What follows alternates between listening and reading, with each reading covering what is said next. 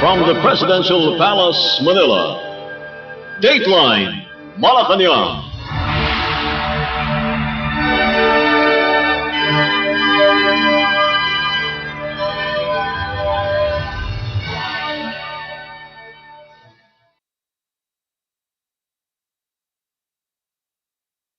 Good day, this is Dateline Malacañang and here are the news. On the top story, Malacañang announced that Philippine President Ferdinand R. Marcos Jr. is pleased with the outcome of the senatorial elections held on May 12. Philippine Presidential Communications Office Undersecretary and Palace Press Officer Claire Castro indicated that President Marcos remains optimistic the midterm poll results.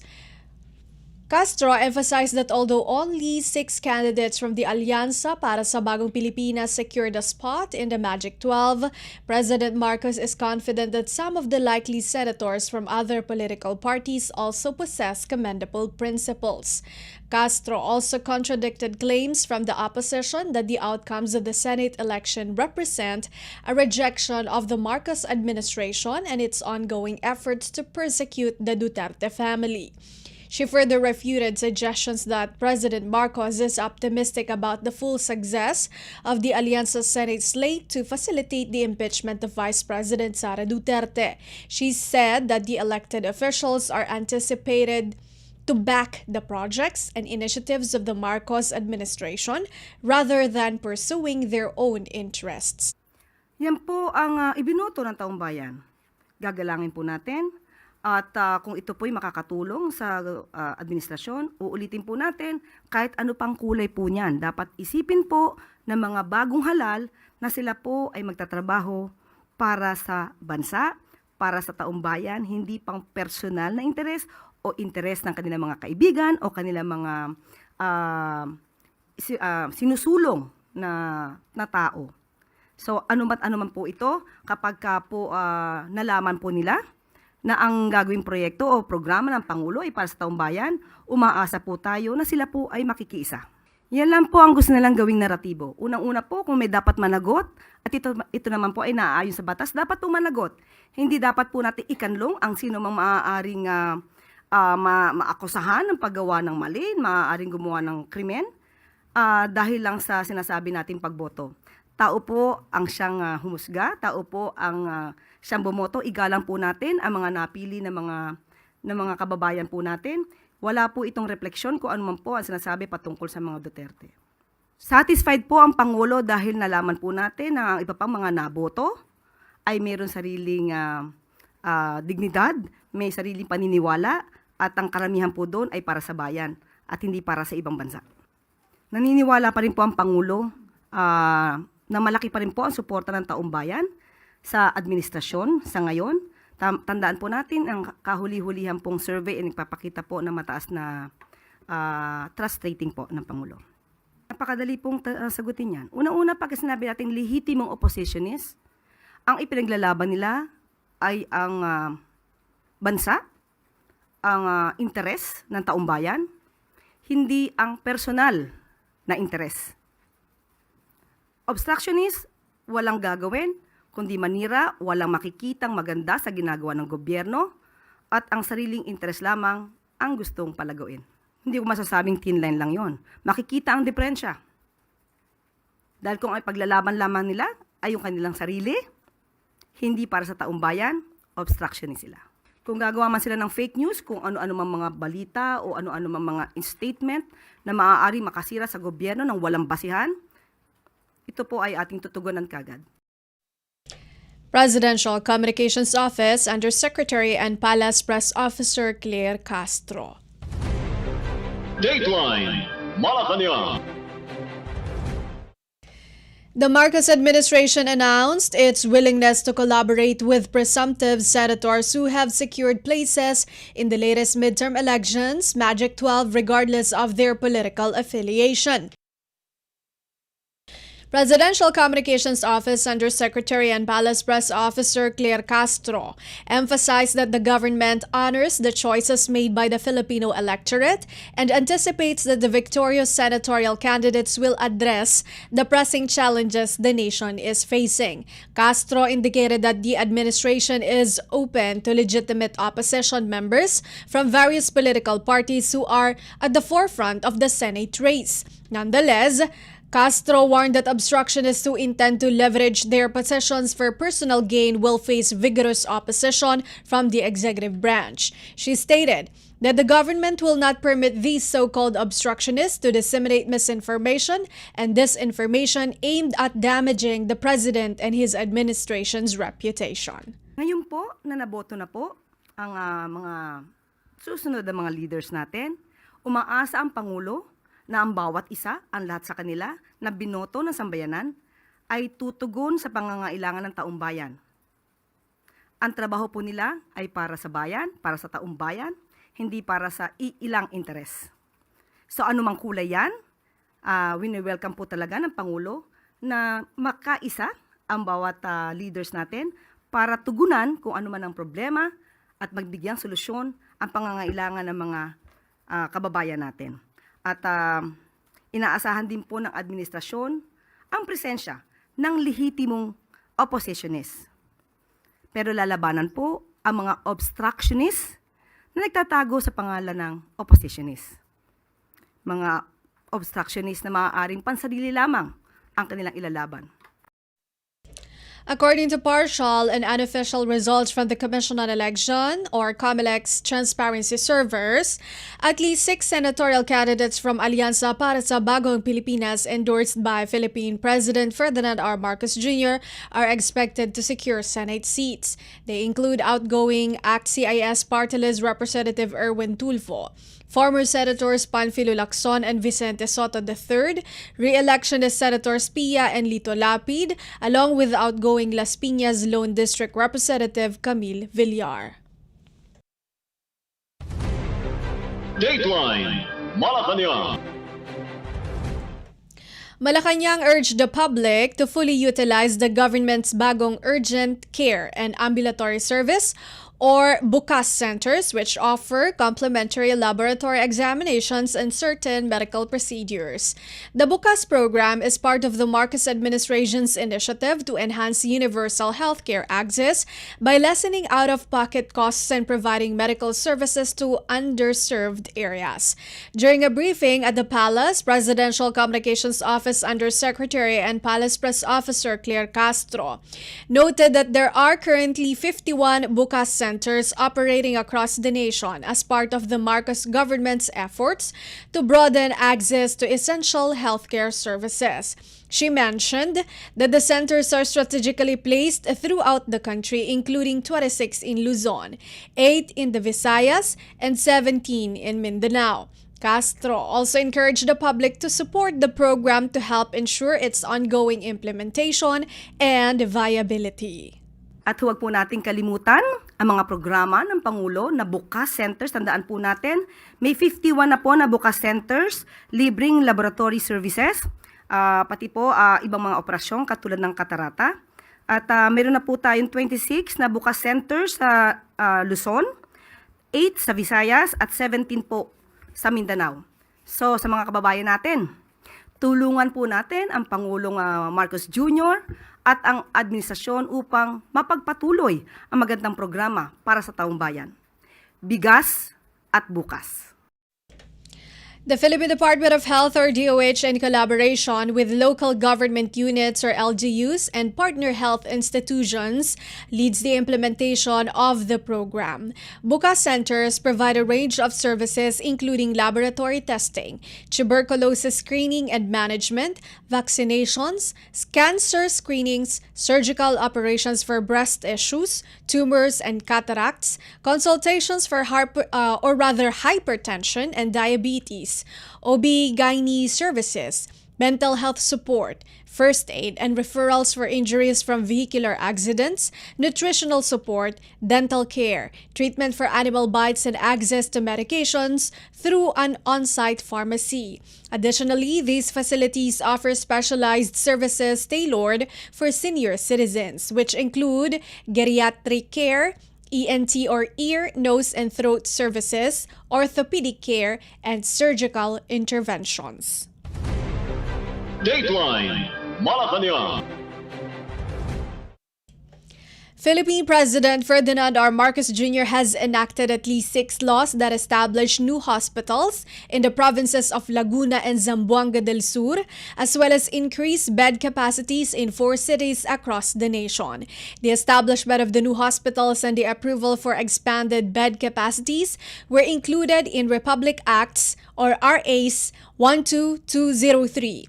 12204, 12205, 12206, 12207, and 12208, which President Marcos signed on May 8.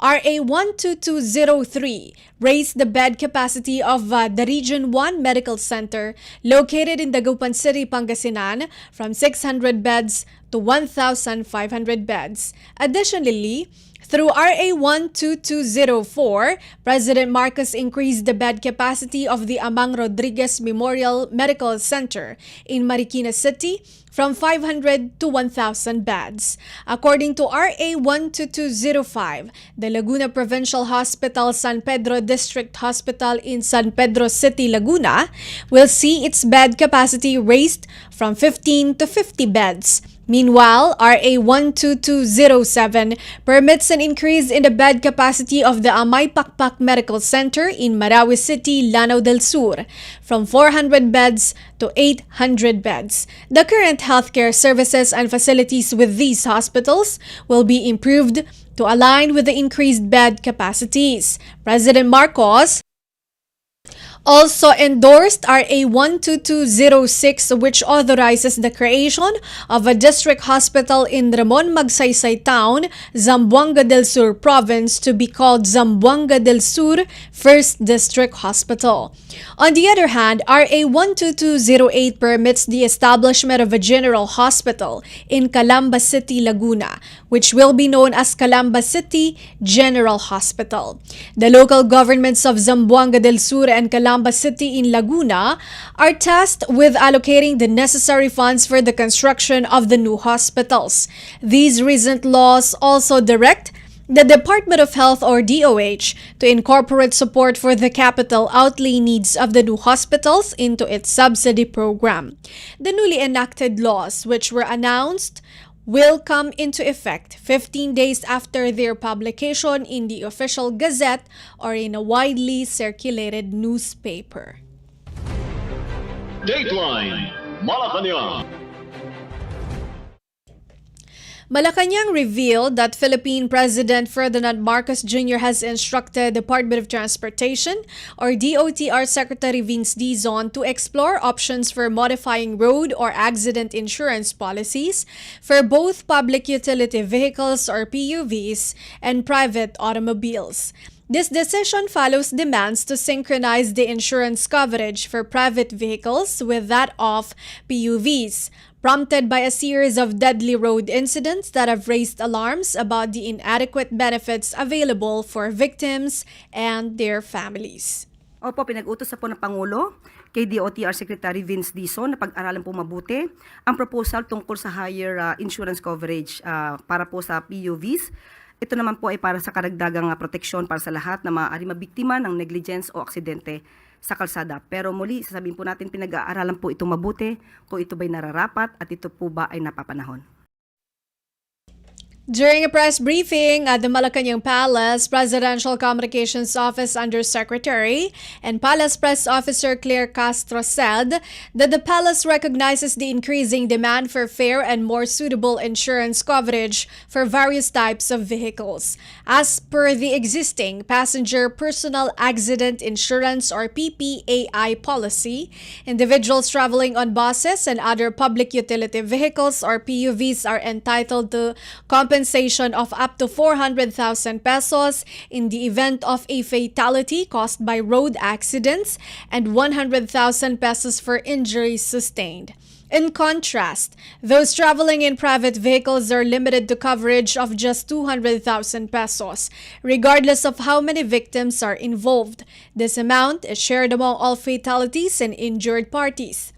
The Alliance of Transport Operators and Drivers Association of the Philippines, or ALTO-DAP, brought this issue to light especially following notable accidents like the Katipunan flyover crash in December 2024, which resulted in 4 deaths and 25 injuries.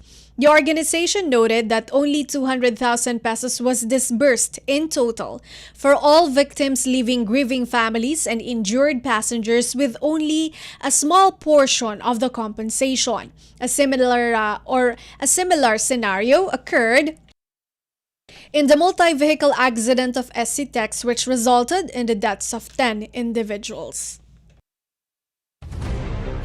Dateline Malacañang. Philippine President Ferdinand R. Marcos Jr. has enacted legislation that modifies Republic Act RA 11235, known as the Motorcycle Crime Prevention Act, to enhance motorcycle safety protocols and penalties. As stated in RA 12209, signed by President Marcos on May 9, motorcycle dealers are mandated to register motorcycles within 5 working days of sale once the owner has authorized it, and owners must report any sale or transfer of ownership within the same 5-day time frame. New owners are required to transfer ownership within 20 working days from the date of procurement. The Land Transportation Office, or LTO, is tasked with issuing registration certificates within 2 working days upon receiving all necessary documents, including clearance from the Philippine National Police Highway Patrol Group. Motorcycle dealers are obligated to submit an annual report to the LTO regarding the status of all repossessed motorcycles in their possession. Under the revised law, previous stringent fines and prison sentences have been considerably decreased. Dealers, original owners, or new owners who do not fulfill the mandated requirements will face a fine not exceeding 5,000 pesos, down from the previous range of 20,000 pesos to 50,000 pesos, and potential imprisonment. Driving without a plate or one that is not clearly visible now incurs a 5,000 pesos fine, again reduced from the earlier maximum of 100,000 pesos. Failing to report a lost plate within a 72-hour period now attracts a 5,000 pesos fine, lower than the original range of 20,000 pesos to 50,000 pesos. Using a stolen number plate now results in a fine of not more than 20,000 pesos, which is a decrease from the previous fine of 50,000 pesos to 100,000 pesos, or imprisonment of 6 to 12 years.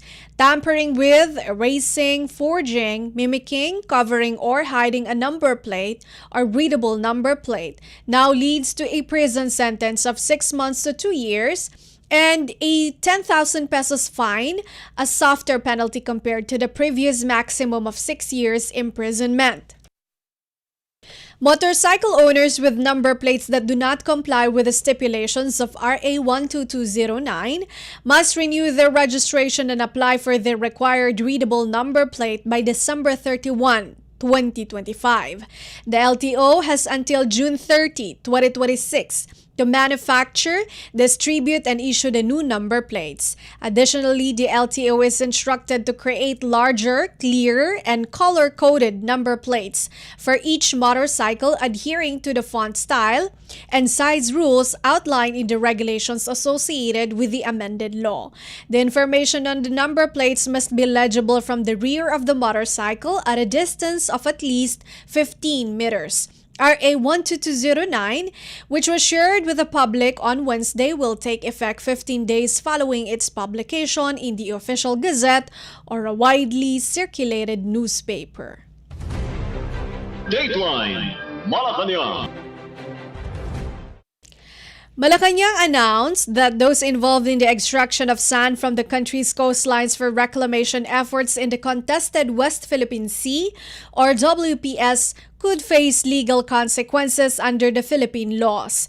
In a briefing with reporters, Presidential Communications Office Undersecretary and Palace Press Officer Claire Castro said that the sand damping incident in the WPS contravenes Republic Act or RA 7942, known as the Philippine Mining Act of 1995, and RA 120641, which is the Philippine Maritime Zones Act. Castro mentioned that the Department of Environment and Natural Resources would confer the National Intelligence Coordinating Agency or NICA and the Philippine Coast Guard regarding the situation. Philippine President Ferdinand R. Marcos Jr. had previously instructed a comprehensive investigation be conducted into the dredging and reclamation operations occurring in the Philippine waters. The President's order follows revelations from the NICA indicating that sand extracted from the Philippines' coastal regions was being utilized for reclamation efforts in the WPS by China. Castro stated that she could not provide further information about the ongoing investigation due to the sensitivity surrounding the matter. Okay, sabi nga po natin, ito po ngayon ay may ongoing investigation. Hindi po natin masasabi ang pinakadetalye nito dahil medyo sensitibo po ang mga issues dito. Pero nakausap po natin ang DENR, pero makikipag-ugnayan pa rin po sila sa NICA at saka sa Philippine Coast Guard. Siguro yun lang po ang aking maibibigay na detalye. Kung sino man po ang lumabag dito, maaari po silang kasuhan ng paglabag sa RA 7942 at RA 120641 or Philippine Maritime Zones Act at ang isa ay Philippine Mining Act. So, for the meantime, hanggang dyan lang po muna ang ating maibibigay na detalye. Presidential Communications Office Undersecretary and Palace Press Officer Claire Castro. Dateline Malacañang. In other news, 4 Filipino sailors are currently under investigations in South Korea while 16 others have been sent back to the Philippines after a significant drug seizure by the Korea Coast Guard. In a press conference on Wednesday, Department of Migrant Workers or DMW Secretary Hans Leo Kakdak confirmed that they are receiving appropriate support. DMW Undersecretary Felicitas Bay said the seafarers who were repatriated came back to the country in 2 separate groups on May 11 and May 12. They were greeted by a combined team from DMW and the Overseas Workers Welfare Administration or OWA prior to being handed over to their licensed manning agency or LMA for a debriefing. Bai mentioned that the DMW is handling their documentation and is in touch with the ship owner regarding the arrangement of financial aid. Reports indicated that the MV Lunita, carrying 20 Filipino crew members, docked at Okaige Port in Gangneung, Gangwon Province on April 1. Officials from the South Korea Coast Guard and Seoul Regional Customs Office on April 2 conducted an inspection of the vessel after receiving a tip from the United States Federal Bureau of Investigation or FBI and Homeland Security Investigations. More than 2 tons of suspected cocaine were found in a hidden compartment within the ship's engine room, a seizure that authorities considered as the largest drug bust in South Korea's history. The 16 Filipino seafarers who have returned home have been found not to be involved in any wrongdoing and are currently undergoing debriefing with the agency representatives and those from the ship owner. Dateline Malacañang. Finally, for Dateline Malacañang, the Philippines Department of Migrant Workers or DMW has announced that the Saudi government has granted a 6-month grace period for undocumented overseas Filipino workers or OFWs, particularly runaway domestic workers, to regularize their status. In a press briefing, DMW Undersecretary for Middle East and African Affairs, Jainal Rasul Jr. said the Ministry of Human Resources and Social Development or MHRSD announced the correction period for illegal domestic workers in Saudi Arabia. Rasul said these are the runaway workers, those declared as absent or hurob, adding that they will have to find a new employer who can give them an ikama. Hurob refers to workers who stay away from work without permission, or those who refuse to work or run away from their sponsor. In Saudi Arabia, a worker reported as hurob becomes illegal and loses his legal rights, salary dues, and service benefits, among others. Rasul led a Philippine labor mission to Saudi Arabia from May 1 to May 10 for consultations with officials of the MHRSD and Philippine government posts across Riyadh, Buraida, Al-Khobar, and Jeddah. He said this initiative by the Saudi government would give undocumented Filipino workers a legal pathway to correct their status and avoid hiding. During the 6-month grace period, which took effect on May 11 and will last until November 10, workers can secure a new sponsor without paying immigration fines, which typically range from 600 SAR or approximately 9,000 Philippine peso or more, depending on the length of overstay. Contrary to previous years, Rasul said they have observed a significant drop in the numbers of runaways seeking assistance this 2025. He said that in Riyadh, there are only around 100 female and 45 male runaways. The number is a big hit in Jeddah, but adding that most are already being processed for repatriation. In Al-Khobar, he said that there are only about 50 cases, with the majority already having exit visas. Meanwhile, Rasul warned undocumented Filipinos, especially those working in sectors like salons and beauty shops, to remain cautious amid increased immigration patrols, particularly in Jeddah. He said that authorities have reportedly stepped up inspections targeting the LGBTQ+, or the lesbian, gay, bisexual, transgender, queer, or questioning, intersex, asexual, and more.